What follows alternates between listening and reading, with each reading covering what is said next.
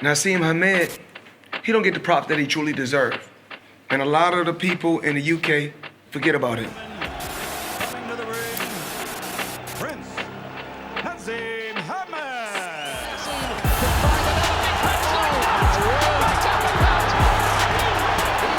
I was too strong, too fast, and too good, and I'm world champ. He's seen the skill of the Prince and the strength and the ability and the accuracy and the speed. Oh gosh, I ain't getting beat basically. I'm liable to end your career. That's the level of confidence that I had. Never fear a storm. Be ready to adapt. The skill is staying true to ourselves. Naz, welcome to High Performance. High performance, what a name. I love that. That's me all the way. What do you think of when I say Prince Naseem High Performance? Love it. That's the truth, baby. I like it. And are you high performance or is Prince high performance? I would say I used to be. Now I'm top billing. I'm chilling. But I'm going to be coming back into the public domain in a big way now because it's time. And when they start making films about you, you got to wake up then, and you got to tell the real story too. You weren't just a boxer though, you were a showman. And for me anyway, having been born in 1978 and growing up watching you were the first showman I ever saw really as a boxer. When did you realise that people wanted more than a boxer in this world? They wanted a showman. Well, it wasn't really when I realised. It was just what I wanted to do. I wanted to be different. It was the fact that it wasn't realising, we need this in boxing now. It was the fact that I wanted to put my stamp on the sport. I wanted people to know that there's somebody that's come that's completely different, that's done it in a totally different way, not a conventional way at all, nothing. Everything about me throughout my whole career was different. Hence, even training sometimes at 2 and 3 in the morning, getting up the whole of training camp, everybody that's with me, get up, we're training. What do you mean? We're in bed? No, we're going to train now. What, at 2 in the morning? Yeah, I want to train now. Was there a harder working boxer than you when you were at your peak? Oh, there'd have been many probably, but I know I put that time in, but it wasn't even putting the time in big major world title fights. I put my time in the 11 year before I even turned pro.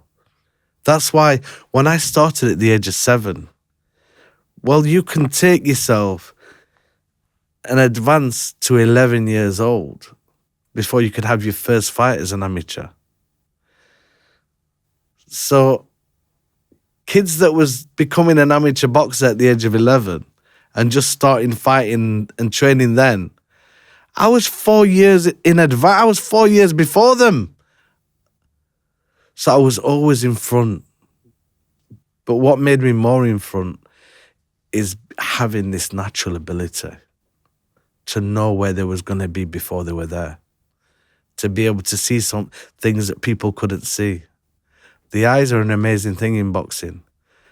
But there was times where I could look at the feet and know exactly where the chin is and take guys out while I was looking at the feet. No way. I'm not lying to you. I remember seeing you deliver knockout punches from like the most ridiculous angles. That's you would another move thing. out the way of a punch and you'd almost have your back arched and then bang from there. So what is that? That's going backwards, right? It wasn't just... Normally fighters knock people out going forward. But I was knocking guys out going backwards, sideways, different angles. And that was the whole thing. How could you train for me? It was hard for you to get a sparring partner to try and mimic that style. And that's why it was really, really hard to get a fighter to play me in a movie. And why were your punches so devastating? So, timing is a huge thing in boxing. If your timing is so precise, but you punch hard regardless. There was a natural within strength, a power that was from within a belief too, that whoever I hit properly would get knocked out. I honestly thought that, and I had this, it was like a secret weapon. And it never went from me. When it really started is when I was 16 years of age, and we had a heavy bag in the gym. And we used to call it, you're doing your blows. And you'd have to hold these little dumbbells in weights. And you'd have to do a sequence of punches for at least about 46 minutes. And once you've got your hands up and you deliver the punches, and you're going back and forth all the time, you'd have to keep your hands up. And after a period of time, because of these dumbbells, they're not huge in weight, but they may be, 2 pounds or 2.5 pounds, a kilo, whatever. But when you're holding them up and you're delivering knockout punches and you have to bring them back to your chest every time you throw them, that brought me to a stage after 6 months of doing that. Devastating power. So anybody that I hit, plus once you put down these dumbbells and you just put the lightest gloves on of 8-ounce gloves, well, of course it was going to be destruction and destroy. What about the timing element? What does the perfect timing to knock someone out look like? Well, that is it. Listen, the most perfect time for anybody to get knocked out with any kind of shot that's like a pulverizing shot, a shot that comes from nowhere, is the shot that they don't see. The shot that switches off the lights completely and it's dark. By the way, I've never experienced that. But what you're describing, like, You got to laugh at that. Come on. no, well, no, he didn't. But what you delivered described, a few. But what you're describing is that you were breaking the rules. But to break the rules of boxing, you've got to know what the rules are in the first place.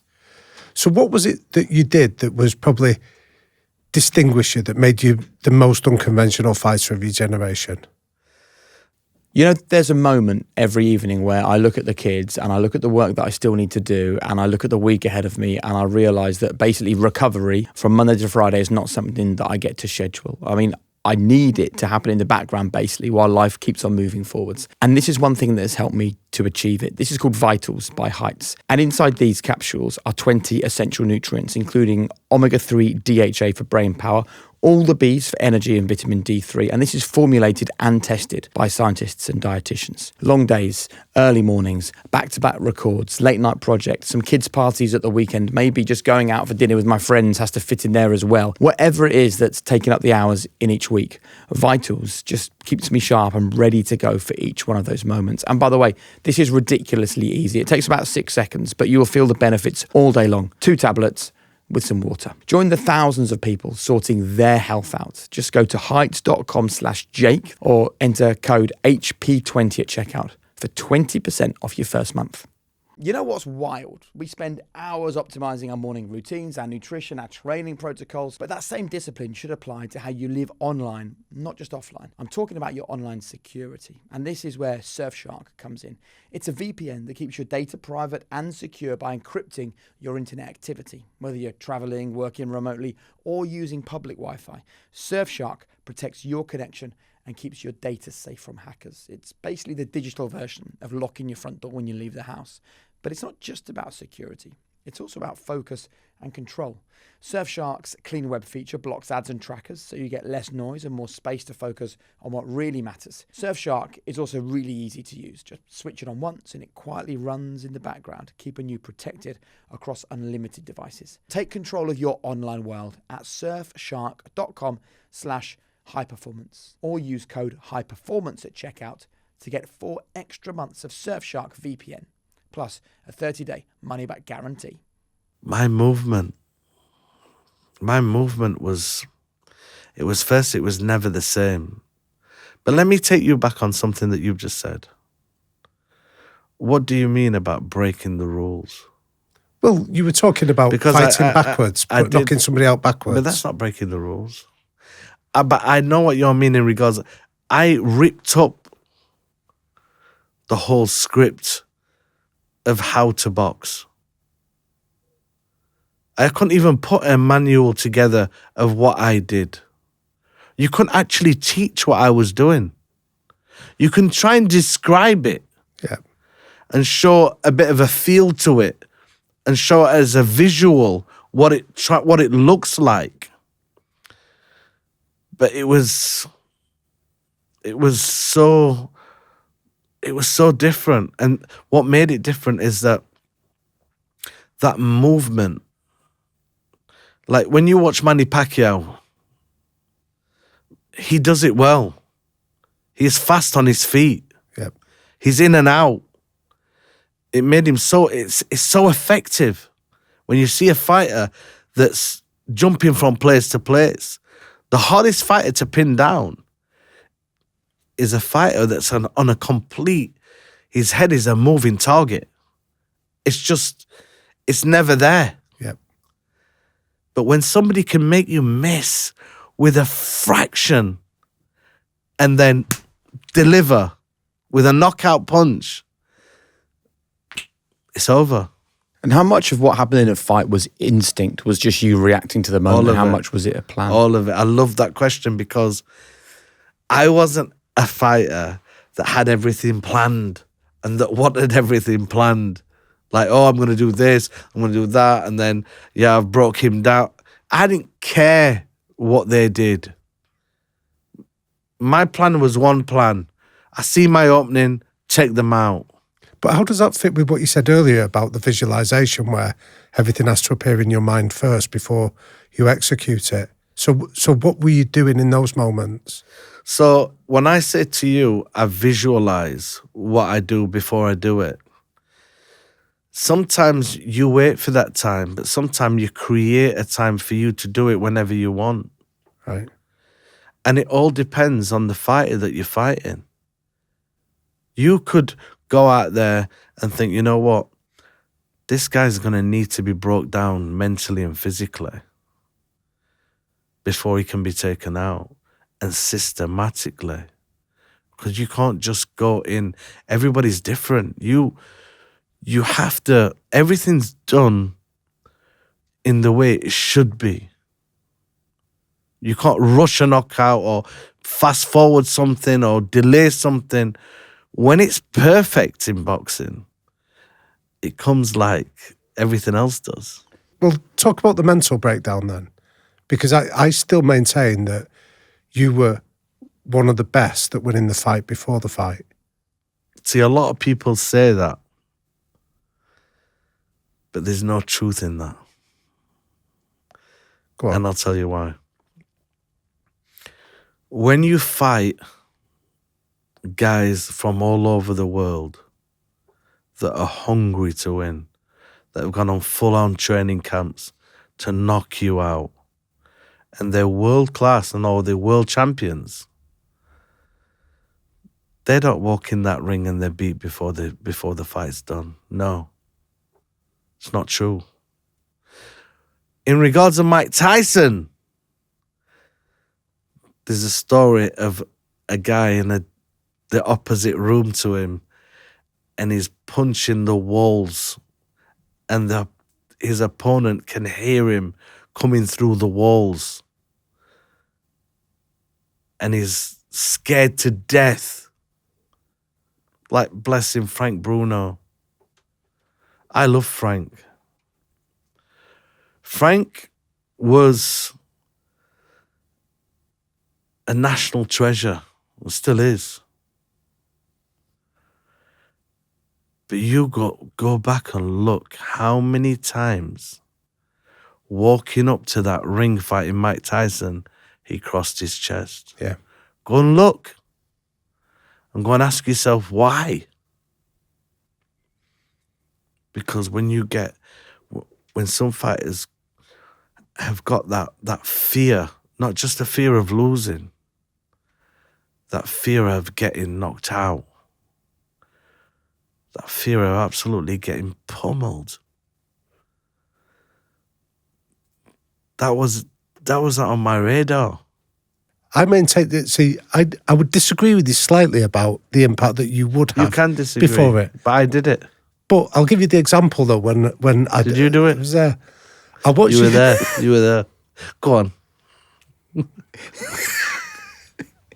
It was when you Go fought on. Steve Robinson. That's a perfectly good one. I was going to mention that fight. Go on. So, was he beat before he walked in? Let me answer that. Go on. This was a guy that was a fully fledged featherweight that had been boxing at featherweight for all of his career. That at 9 stone, you'd never seen a body like his that was ripped. He had muscles on his ears.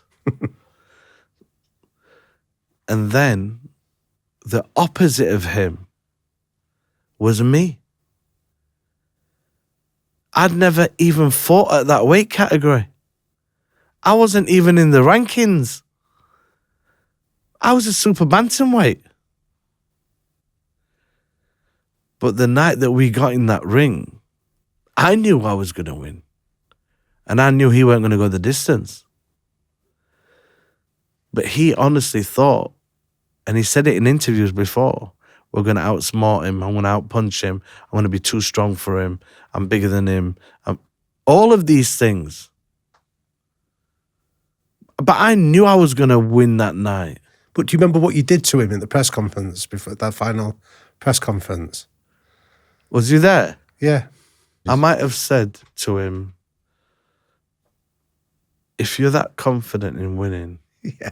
is that what you're going to say? I know that you could say, but you played him. That was mind games and that was psychological warfare. What did you say to him? And see, I would have never done it because it was against my beliefs. But I said to him, if you're that confident you're going to win this fight. I did the same with Tom Boom Boom Johnson when it was the IBF belt against my WBO belt. I said to Steve, I said, if you're that confident you're going to win this fight, I'll tell you what we do. We'll get all my money and all your money and we'll put it in one pot and winner take all. What about that? Then you get your opponents thinking then, why has he just said that? Or how confident is he? But that statement would have never been a statement to win a fight. No, but you jumped on him because it was that pause where he hesitated before he answered and you went, I've got you, But you don't believe it. I'm so happy you mentioned this now because there were many times in my career where some leery fighters would come from America and wherever and from Mexico and South America and they sit there in the press conference and they'd be like, who's this little guy with this big following in the UK and thinking he's going to knock me out and he's going to do this and that and the other. And I was there listening to them seeing what they were going to say they were going to do to me. But yet I was thinking, I'm liable to end your career. But that's the level of confidence that I had. When I first arrived to America at 23 years old in 1997, this is a classic one I'm going to tell you now, against Kevin Kelly. Nobody would have ever thought that I put a whole visual in his head what was going to happen. And I could see the cogs in his head moving to his eyes showing that he was listening and this information had sunk in, telling him, do you know you're going to have to face all these reporters after this fight, and you're going to have to tell them how and why you got knocked out? You're going to have to explain. And I could see him thinking, I said, are you going to turn up to the press conference after the fight? That's all I want to know. I need you. There's a lot of fighters that don't want to come to the press conference after the fight. Are you going to come to the He went, yeah, why not? Why wouldn't I come? Of course I'm going to come. But I could see in his eyes there and then him thinking, oh my God. And that's what you're saying. That's exactly what you're saying. So there's loads of fights. It's like, you mentioned to me the Billy Hardy fight earlier. Yeah. His trainer, no, his promoter at the time was Barry Hearn. And Barry Hearn said to me in the press conference, this is going to be a hard 12-round, grueling fight. They're his exact words. I never forget them. And I said, Barry, you just got him knocked out in the first round. That's the worst thing that you could have said to me. Because I'm going to go out and I'm going to knock this guy out in one round in front of your eyes. He went, all right, well, let's see it then. Let's see it. I said, you will see it. I says, but Billy, I blame him. Because of what he said, there was loads of fights. Why did that wind you up so much when he told you it was going to be a grueling 12 rounds? It's not that it wound me up. It's just the fact that I thought sometimes I'd like to put on a show and I'd like to show my skills in a round or two and then deliver a beautiful knockout and do it the way I want it. And then if you're telling me that your fighter is going to give me a hard, grueling fight for 12 rounds, I got news for you, baby. I got news for you. I'm taking you out in one round. I want to show you something, right? Because this is 25 years old, and I want to know what you think when you see it again. And for people who are listening to this, not watching it, I suggest you hop straight onto YouTube or our socials to see this.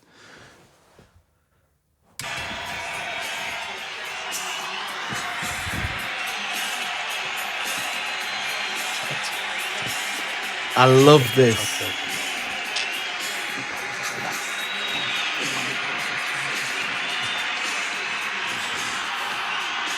Love this. This is the best entrance the whole career. Thriller was good on Halloween now, but So that is you on the magic carpet coming out ahead of the fight. So 25 years ago. Is that 25 years ago? Yes, mate. How does that feel? The year 2000. Wow. That's one of my best performances too. How does it feel? Puts a smile on my face. I love it. It's an achievement. Has anyone done a better ring walk than that before or since? Well, a ring walk is where you walk to the ring, isn't it? I'm on a flying carpet, yo. I'm on a who would have even have dreamt a fighter coming out on a leopard skin? My colours, a leopard skin.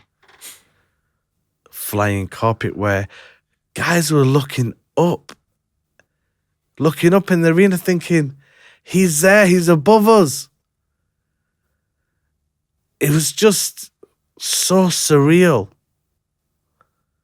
And then it dropped nicely, and then, make my way to the ring, and then like I said to you before, the front somersault comes, and sometimes when you get to them ropes, it's like it's daunting. It's like the ropes are bigger than me, they're taller than me,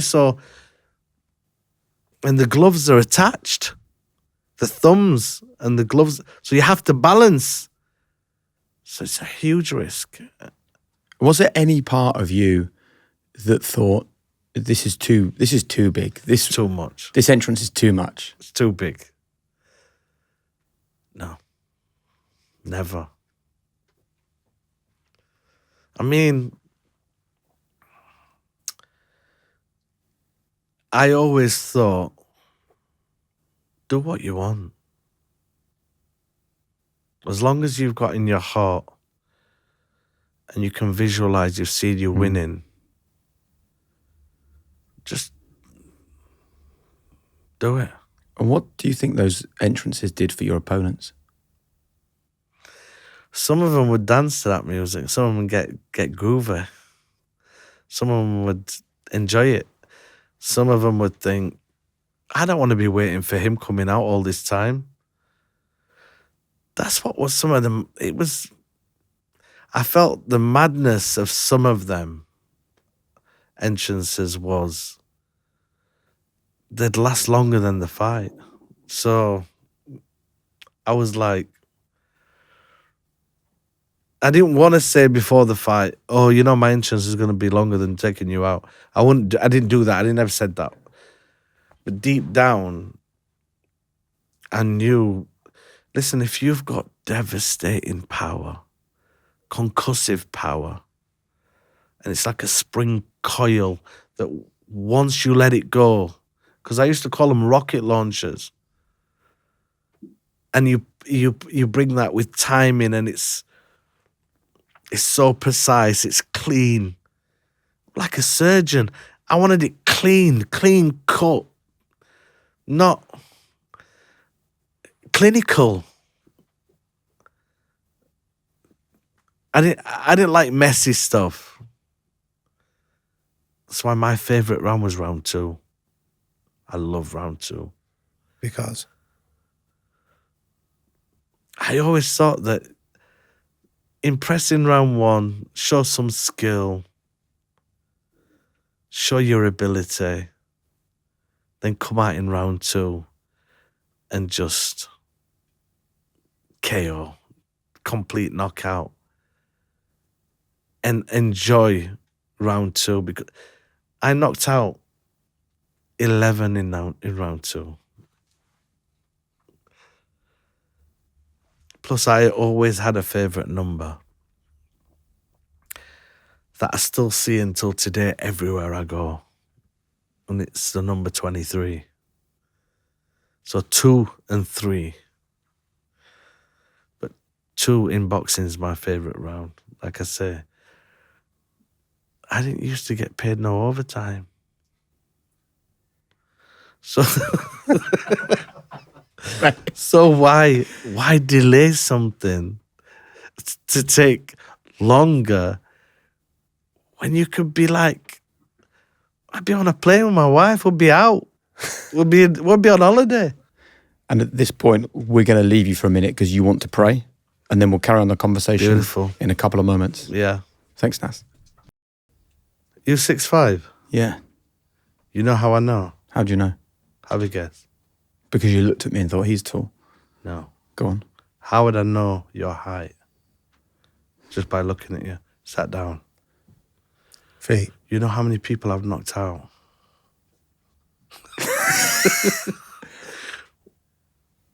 When you fight so many people at different heights, you get to know what height they are. I'm not sizing you up, don't worry. How quickly could you knock me out if me and you went at it now? I couldn't do it quick. I'll tell you why. First of all, I never dream of doing it because I'm not getting paid. If you don't pay me millions, you're not fighting. I ain't fighting. I ain't throwing punches because I'm used to. I'm the one that opened the gateway to every little guy coming through it to get big money. Before me, little guys didn't get big money in boxing. It's the truth. Game changer. You broke down doors for others to walk through. Well, after the record, we will just go for it. I'll just say something. No problem. And boom. And you will see the Humphrey right-hander. Look, do it, Nas. Do it. Let's carry on. I couldn't dream of doing that. Look, Nas, you've just prayed. Nice. It was too nice. Go on, sorry. Nas, you've just prayed as you do 5 times a day, every day. Yep. At the absolute peak of your powers, when the money was huge and the fame was incredible, did you ever lose touch with your faith? In our conversations on high performance, we often talk about the small, consistent habits that create lasting results. And when it comes to wellness, that consistency can be hard to maintain because we're all busy. We're juggling work, life, family, everything in between, which is why Bond Charge exists, to make wellness simple, effective, and easy to build into everyday life. Look, we all know it's easier to stick to a habit that fits into your routine, and that's what makes the Bond Charge red light face mask so effective. It uses red and near infrared light to help your skin recharge and recover. Just wear it for 10 minutes a day while you're winding down in the evening. It's light, it's portable, fits comfortably on your face, bringing real science-backed results to your daily routine, no matter how busy life gets. Bond Charge are global leaders in wellness innovation, creating tools for sleep, recovery, wellness, self-care, all engineered for real results. If you want a discount, just head to bondcharge.com and use code HP15 to save 15% on everything at Bond Charge. I think most fans have said at some point, one day I'm going to follow a World Cup. It is the ultimate bucket list trip, right? It's certainly on my bucket list. And if you're going to do it, Seattle is the place to make it happen in 2026. Now, one of the things that I love about Seattle, and I've traveled all around the US, is how walkable and compact the place feels. So the stadium sits right next to downtown, so you can step out of the match and straight into the city's buzz.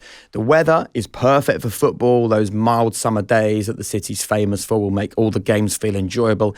Nature is everywhere. There's gorgeous waterfront views, breathtaking mountain backdrops. Honestly, this is like an American city where the outdoors always feels within reach. And when it's time to refuel, Seattle also delivers fresh seafood at Pike Place Market, world-class coffee, craft beer, and a wine scene that rivals the best. You can then cap off your day with skyline views from the Space Needle or sunset over Puget Sound. This isn't just a World Cup trip. This is an experience that you would never forget. If you want to discover more, go to visitseattle.org and start planning your perfect summer of football. I couldn't lose touch with my faith. That was the thing that was able to give me that confidence to think, just go and do your thing. Because like I said to you earlier, if you haven't got all of these elements of the faith and the self-belief, and don't get me wrong, you have to put some serious training in. Because you've got to do it before. You've got to do it in the gym to know you can do it. Do you think you get the credit you deserve for the showmanship you brought to the sport and the devastating boxing? No. And I don't think they'll ever really realize it until probably a long time from now. But I don't mind it. There's a lot of people that are huge fans and appreciate it and go on about it. And some people don't understand it. But with me, I just feel like that true recognition is never been given, and it's not just by the British public. I just feel it's like, I don't know. It's a weird one. I'm glad you mentioned this because movies like this and movies that are going to come out and documentary series and all the stuff that's going to emphasize the true points of a full career that people can see right in front of their eyes is going to bring a lot of things home for people to say, do you know what? This guy, man. I mean, dramatizing a story and watching something that wasn't anything to do with me bringing it out, but yet still, it's such a film for everybody to watch, and some people are gonna love it. Some people are gonna be like, "Whoa, did that really happen?" So it's good that there is something there, but all that does is open up the biggest door for a documentary series made by Mark Wahlberg to do something very special, God willing. About what? About your life, your career? The highs and the lows? The whole career. So what was missing from the film that you would want to be covered? Oh, man. Where do I start, Bobby? Where do I start? It's just too much. I mean, there was loads of stuff missing. I mean, the truth of what really happened, of all the way, the relationship between us. I mean, it barely scratched the surface. And there was so many scenes that I was looking at and thinking, where have they got that from? That's mad. But then there is a few scenes that was true that happened. But the last closing scene, I don't know if you've seen the film. Honest, I'm not just saying this, but I said to the director, I only wish that conversation happened between me and Brendan. And it was emotional a bit watching that. Because it was true. So the film is about your life with Brendan Ingle as your coach. And you didn't ever reconcile after going your separate ways. If you had Brendan in the room right now, what would you say to him? If he was in the room right now, I'd have said what I wanted to say, that I was planning to say when he was alive, and trying to get hold of him for over 5 years before he passed. And that would have been Brendan. We're older now. We're wiser now. Don't hold anything against me of how much I upset you, and I won't hold anything against you of how much you upset me. Let's clear the air. I was with you for 18 years as your best fighter, your memorable fighter that made that gym, that gave the name not only to the gym, but to Sheffield and to Yorkshire.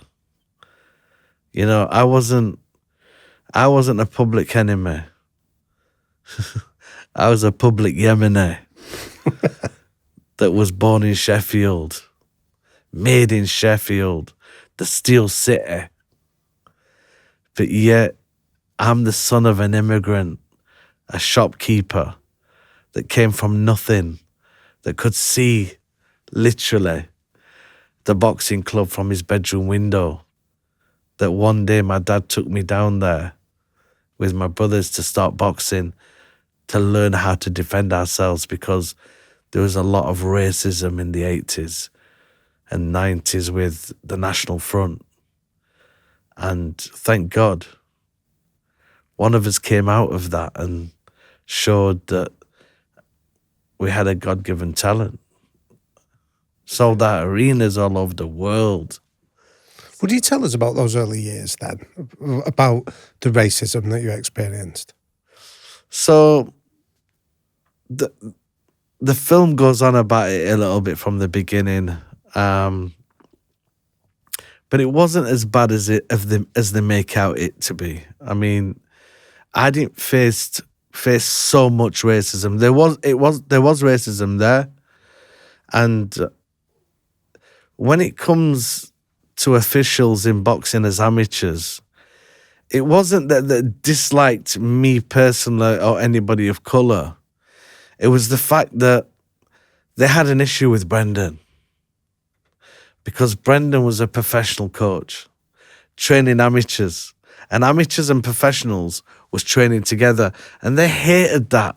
Yeah. They hated that we was a mixed bunch of pros and amateurs. And they knew we had, because of that, we had an advantage of beating everybody in the country. Hence, me winning 7 national titles as a kid. And so it was hard to know that the whole amateur system, I felt it was against me at the time, but mostly against the system that I was coming from Brendan. But all of a sudden, that runs its course. And then all of a sudden I'm 18 and I turn professional. But is he going to turn professional, or does he wait out? Does he, in the same year, 1992, do you fight in the Olympics or do you turn pro? And I chose Olympics. I would have loved to win an Olympic medal. I think it's so iconic and amazing. But I was done earning cups and medals. I wanted dough, like every prize fighter does. But the bit that I'm intrigued about in your story, Naz, is that whether it was overt racism that you occasionally faced, or whether it was the kind of bias from the amateur system, how did you turn that kind of negativity into a positive for you? to give you that fuel to go and prove them wrong. Because that's what it was. It was exactly what you've just said. It was the fuel. It was the fuel on the fire in the belly that drove everything to think, you know what, you guys are going to be like this. Oh, this is even better now. It's going to be sweeter. I remember coming out in Cardiff Arms Park at 21 years old with a world champion that defended his title like 7 times in Steve Robinson. Yep. And being just 21 and it felt like the whole world was against me. Because all I could see is whether it's 20,000 people or how many was there that was just shouting, Hamed, Hamed, who that is Hamed? And I'm thinking, I'm going to let you know who I am in a minute. Wait up. Let this silhouette just burn out and let me come through it. Let me get to that ring. But where does that kind of belief come from, though? That's what I'm interested in for anyone listening to this that might be facing their own doubts or cynicism. Where do you get that belief? I love this question because I love the answer to this question.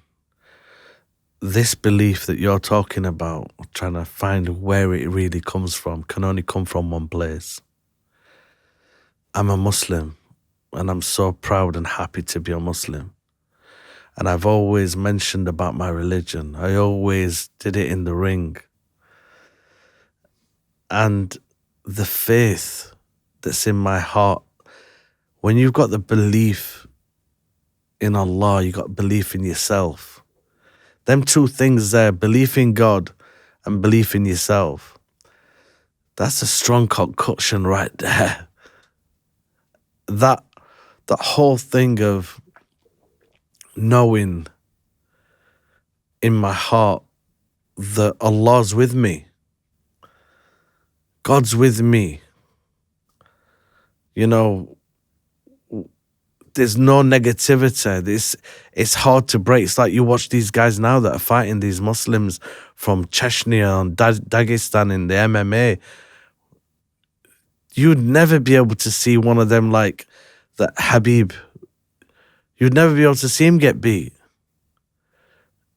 And you can tell the huge part of their life is their faith that enables them to get into that, whether it's a boxing ring or whether it's the octagon, and for them to be so confident that they're going to win. Now with me, there was more than even just the belief of winning and the belief of God. There was the belief of knowing that I had a gift from God. There was a belief in knowing that I trained for 11 years as an amateur and done my whole apprenticeship and served that time to start from the age of 7 and to try and master a sport where I was able to be that good that I could take the risk to come out on a flying carpet. I could take the risk to do a front flip over the top rope to make that entrance and land perfectly, not over on my ankle, because that would have cancelled millions and that would have cancelled fights. But winning a world title is one thing. But defending a world title 15 times in a row, it's like you saying to me, can you imagine,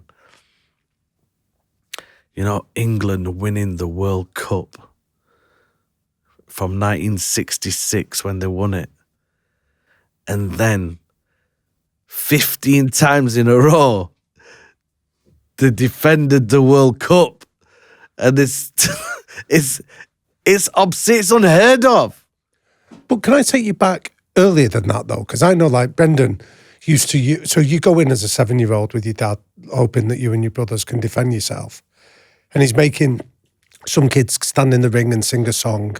You choose to do something different. So again, you need to understand that there was a lot of dramatization with that whole movie and what people think. That singing song stuff, it came really after me, way after me. because as you know, my confidence was there. The whole reason he used to say to people after me about singing and dancing and doing whatever and coming out in entrances is to build their confidence up. And it was a great thing to do, even though it made a lot of kids embarrassed to sing because they couldn't sing. But the bit in the film where I'm asked to sing and I says I'll do something else. Didn't happen. Like possibly 80% of the film or 90% of the film, it's all made up. But what I think does And come it's a movie. what does come across in the film is the unbelievable confidence that you showed as a 7-year-old, walking into Brendan's gym, ready to go. And I just want to understand, like, of course, your faith is important and your belief that Allah is going to be with you Huge. in the ring and protect you and guide you. But there are many people who are Muslims who wouldn't ever imagine they're going to be a world champion boxer. So what had you seen to give you the belief that this was written for you? Because I don't think that you had hope that it would happen. I think you genuinely believed it. I knew it. From what age? So, bear in mind, I had something that I didn't believe anybody else had. Which was? I had a vision, a visualization from a very young age that I was going to do in boxing what I did do, that I was going to be completely different. I didn't want to be the same. I wanted to have all of that flair, all of that confidence. I wanted it to show. I didn't want to come to the ring like everybody else does. I didn't want to get in the ring like everybody else got in the ring. I didn't want to wear the same shorts as everybody else. My name as a fighter was Prince. There was nothing but complete, iconic, like trademarks throughout my whole journey of success. But what about fear? Because you're absolutely putting yourself out there. That's the best part of it. There weren't no fear. There weren't even no nerves. That came from being so confident, supreme confidence. And the only time that I've ever seen a glimpse of that confidence with anybody else in sport is I've seen a little bit, not even a fighter, from Usain Bolt when he stand right at the beginning of that race and he knew. See, some of us have got the knowing of winning. It's that knowing and the visualization of seeing it before it happens. And that's why if you go and look back on a lot of these knockouts and these clips on YouTube right now, you'll see exactly what I'm talking about. Because when you can read a person so well that's in front of you, that you've already manifested, you've already visualized for weeks on end what he's going to do before he does it, and you're waiting in line for the exact trigger point to just pop, just for you to pull the trigger. And every time I pulled the trigger, 37 out of 37 fights, 31 of them knockouts came true. But the best thing was, not only could I see it before the fight and imagine it and picture it, it was amazing that I could get in and make it happen, because that's the reality part of it. Because in my eyes growing up, I always said, things happen twice for me. The way that I see things, I make them happen twice. Not 3 or 4 times. They need to happen twice. And the first is such an important thing. The first part of it is the visualization with sound, color, and vision, and everything in it, how you want it. This lacks with so many fighters and so many sportsmen, but it's not just about sport. You can do it throughout life. But if you've got a belief on top of that, a belief that keeps you sane. You put your head on that floor 5 times a day, that you are in connect with the Most High.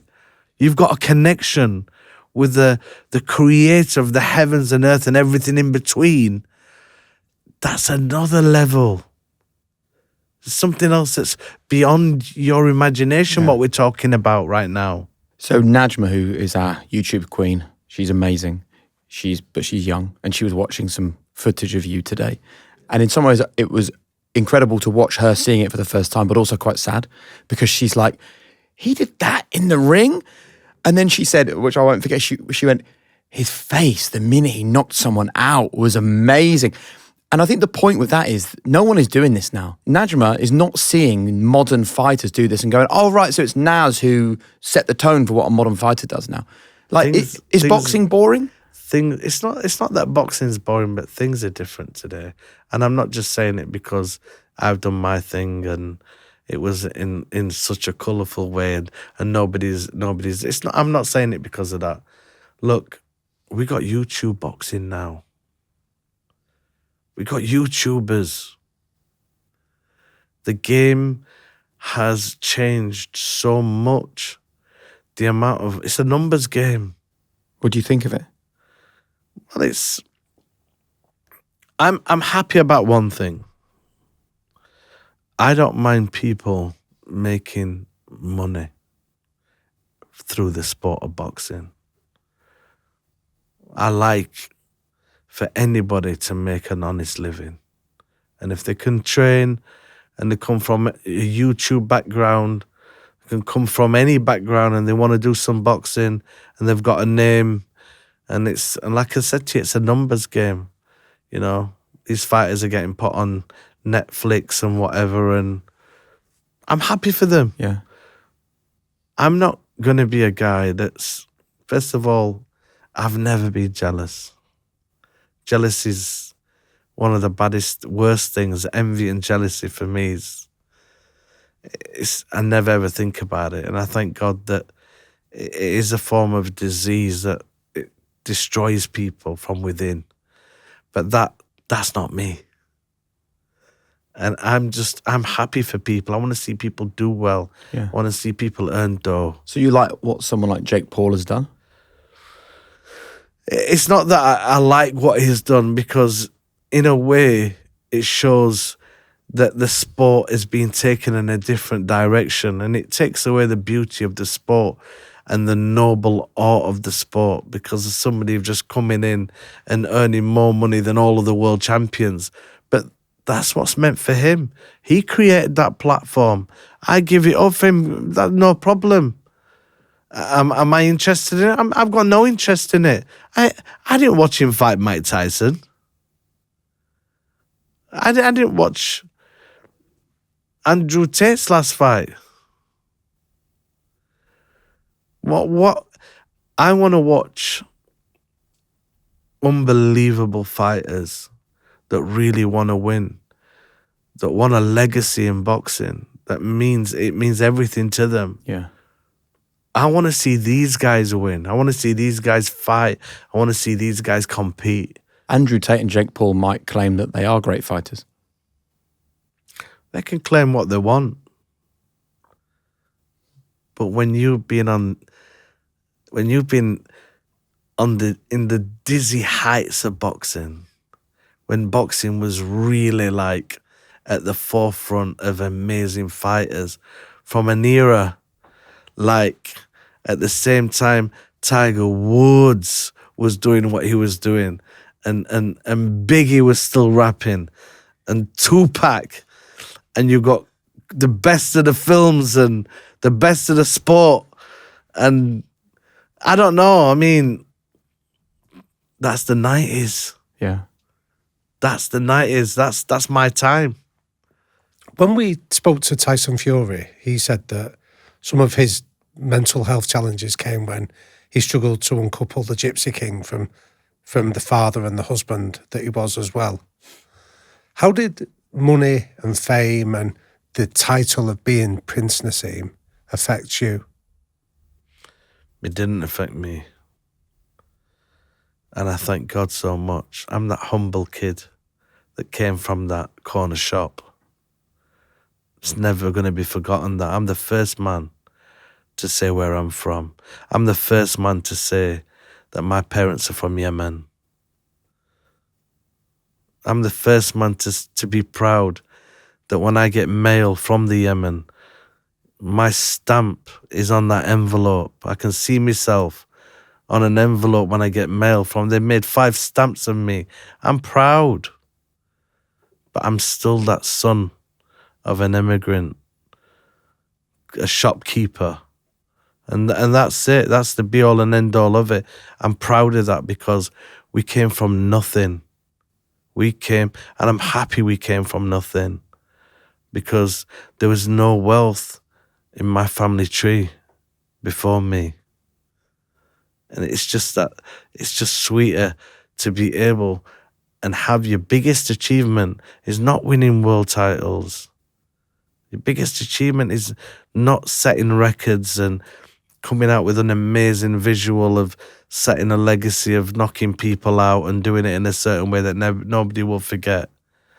It's the fact that you're able to take your whole family and buy them houses and to take the burden away of a mortgage and buy your parents houses all over the world and make them so happy and so proud and, you know, respect the fact that you have cousins that you hardly know and you've ever met and they're in your bloodline, you know, from thousands of miles away, but yet you keep in touch with them and you help them. And for me, that's my biggest achievement. Nice. What was the fame like, though, when it was at its peak? What was the maddest moment? I never cottoned on to all of the fame thing. Chris Eubanks loved that and fighters like that. And I as soon as my fight was over, I was with my wife in a hotel room. I didn't care about going to all these glim and glamour lights and stuff of openings and like after parties and. See, I think the image of you is different. Well, this is what I'm saying. I mean, I can't see what you see from your eyes. I can never see myself from anybody else's eyes. It's hard to see yourself. You never thought about this. But me personally, fame for me, it was never a big thing in my life where I thought, oh my God, I'm famous. I'm nobody, man.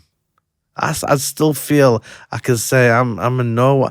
I feel like I'm a grain of sand. I'm humble. I'm down to earth. I'm not. I don't even want to be this. Listen, everything's about perception, isn't it? Yeah. People can only think what they think of you. See, there's 2 stories around this that I think of. The first one is when Brendan Ingle wrote a book, and he said in that book, money had become your god. Yeah. How So did that make far you from feel? the truth. Right. Why did he say that? So far from the truth. Because that's the experience that he had. He was calling the opposite of how he felt. Yeah. And the reason why that was him and he did do that is because he would spend all of the years that I was with him saying to everyone, and he probably heard this with his dad, he'd look at me in front of everybody and say, this kid's going to be a world champion. He's going to beat everybody. But he's going to be my meal ticket for the next 10 years. And he could not stop saying that. So it wasn't you then that money had become your god. Maybe it was his. Look at 2 things here. When I stopped boxing, I could have done what so many people do. Chase the money. Done loads of things in media. Gone and done loads of things and earned loads of money. I didn't do that. No interest. The other thing was, for me personally, if you've made money and you're all right, you're secure. Why has it got to be the biggest thing and the only thing? You know the biggest blessing of my life is when you had to walk out that room a minute ago and say, you've got your prayers to do, haven't you? And I said, yeah. You know, in my religion and in my heart and the way we are, one of the biggest punishments that God can give you is to deny you to put your head on that floor or to worship him. I don't have that. I can stop in my day 5 times a day. I can do my prayers. I've got that connect. It's a beautiful connection with Allah. I'm more happy about that than anything in my whole life. Because one day I have to meet him. And I have to prepare for that day. And you said at the beginning that Allah gave you the confidence, not just to be a boxer, but to be one of the greatest of all time and to bring the showmanship as well as the boxing ability to the ring. I wonder what your faith did for you towards the end when you did lose fights and this person who felt Fights or fight? Fight. One fight. One fight. But one fight was one fight more than you probably ever imagined that you would lose, right? So Correct. This kid who grew up believing that he was undefeatable is suddenly defeated. Yeah. What does that do for your mindset?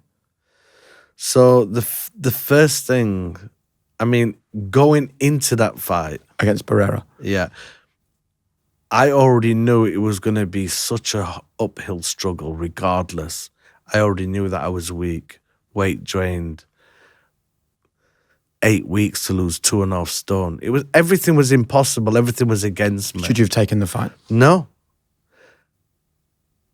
But in my heart, I had to take the fight and I wanted to take the fight.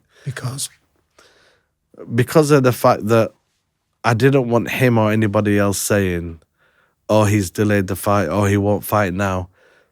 I was chasing him for 5-6 years and I couldn't get him. I offered him the fight so many times and he just waited and waited and waited and see me break my hand in a fight and then out of the gym. Fighters get to know what fighters are doing too. Oh, he's broke his hand, he's out. He's not in the gym. I was at the gym for 7 months. So by the time I got that call, that training camp finished, I was weak, I was weight drained. But I thank God so much for that loss. Because that was meant to happen. And it took the bad eye off a lot of people of wishing worse for me. I was one of them fighters that survived the embarrassment of getting knocked out and looking at your opponent above you, staring at you, and little Tweety birds and stars above your head. That never happened to me. I wasn't a fighter that got exposed and got knocked out and deteriorated. When you look at the greats of the sport, the super greats, forget about me. I'm nobody compared to Muhammad Ali, Sugar Ray Leonard, Thomas Hitman Hearns, Marvin Hagler, Mike Tyson. These Sugar Ray Robinson, even back in the 50s and 60s, and these guys got knocked out. They was on the floor, exposed and embarrassed and terrible things in not once or twice. Some of them way more than that. And these are super greats. But that's what was written for them. In over 100 fights, amateur and professional, that didn't happen to me. So we always say, when that pen's been lifted and the pages are dry, you can't change what's been written. I believe in fate so much. And I thank God that mine was a great career. When I look back, like he just said to me, do you have, watching yourself on YouTube, all these reel of these clips and these entrances and this drama that you caused, it's amazing.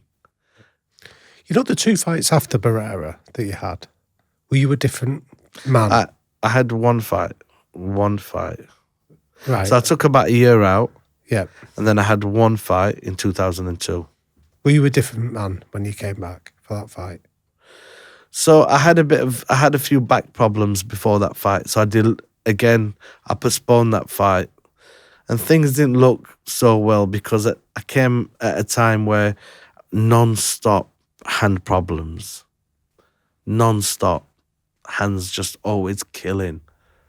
And they were my guns. There was my rocket launchers. And when you've got brittle hands and you can't really hit the way you want to hit, and I was constantly in them last so many fights bringing in a doctor with a huge cortisone injection to numb my hand before the fights so I could hit and go full out and not feel the pain.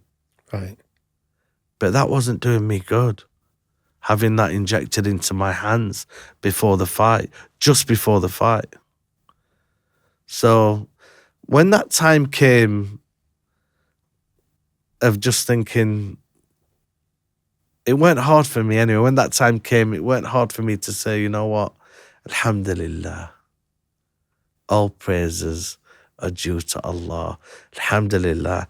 I've had an amazing 10 years in the professional game. 11 years as a kid, as an amateur. 21 years. If somebody would have said to me at the age of 7, you're going to do all of this and you're going to bring such a beautiful visual to the sport, and, you're going to be the one that a lot of people that are going to try and be like. And for me personally, that's what it's all about. Yeah. I love to inspire people. Can I ask you one last question, though, about this? Because I think what's remarkable about the final act of your career is that you've again defied the convention of so many fighters by making a comeback. So what was it that stopped you wanting to be tempted even a few years later? Your hands feel better, maybe your back's healed up. What was it that persuaded you not to tarnish your legacy and not to come back? The impact that I had on the sport was heavy. I did so much in the sport. I won so much. My legacy was set a long time ago. I like to, be cheeky and say loads of things like I'm coming back and watch out, guys, and tease people. But the fact was, I knew in my heart that I did what I needed to do in the sport to never, ever be forgotten. So it wasn't even about ruining a legacy. There was nothing to ruin. I did my stuff and I didn't need to come back. I've not been one of them fighters that have been stupid with money and not invested the money in the right way. I was smart, man.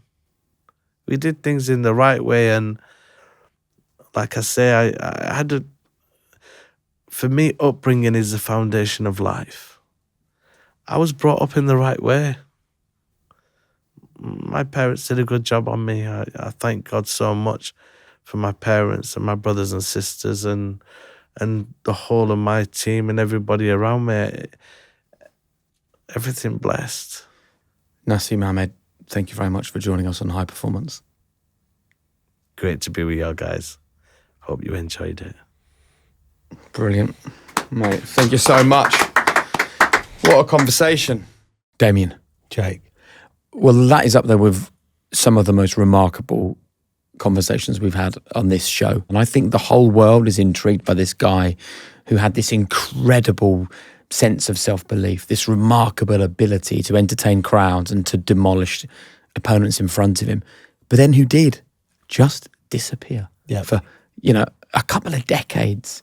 And I wonder what the future holds. I get the sense that he's ready to go again in some capacity, and for us to be talking about him again. Yeah, definitely. I think he's well merited here on High Performance. I think he is. Like, my criteria for like a good boxing career is: do you first of all come out with your health intact? Then can you make a few quid? And then finally, do you squeeze everything you can out of your career? And I think the fact that he's never come back, the fact that he's kept his health in the years since, and the fact that he's, I love the sense of contentment he spoke about. Even the loss to Barrera, he was like, it was just meant to be, but I'd achieved everything I wanted. I think that, to me, is a definition of a life well lived, not just a career well spent. I think he was a lot more balanced than what I expected him to be. And have you changed your opinion of him? Because when we were talking before, and you come from a boxing background, you kind of believed all those stories about the fame changed him and the money changed him, and he stopped running and he stopped working, and the things that had made him great he no longer did. And then he sits here and tells us none of that happened, and actually he was just a physically broken guy by 28 because of what he'd put himself through. Yeah, I changed my view, but I also think some of his answers are with the benefit of 20 years of hindsight, that having stepped away from the sport. I dispute the fact that when you're caught up in the maelstrom of fame like he was, that it didn't have some effect on you. Do you know what I mean? I do think that some of those relationships, whether it was with the Ingles in their Winkerbank gym, or whether it was some of the people that he grew up with, like there's fighters such as Harold Graham or Ryan Rhodes that were in his sort of era. I'd be interested in what they perceived of him at that time. But I certainly think that he's a man now that's got another 20 years of experience in his life and has demonstrated real humility, real sense of perspective, and a real contentment with where he is. He's obviously found a place of real contentment, and I really admire him for that. I think that's the biggest lesson for people that have listened to this, is that he's now grateful for the defeat. He's grateful for the hard times. And you can't live a great life unless there are moments of darkness. And he had those, and he looks to me like he's either come through them or is on his way out of them. So it was a real pleasure to really be the first in-depth conversation with Naz that I've seen in a very long time. So thank you, mate. Yeah, no, thank you. I loved it. I've really, really enjoyed listening to him.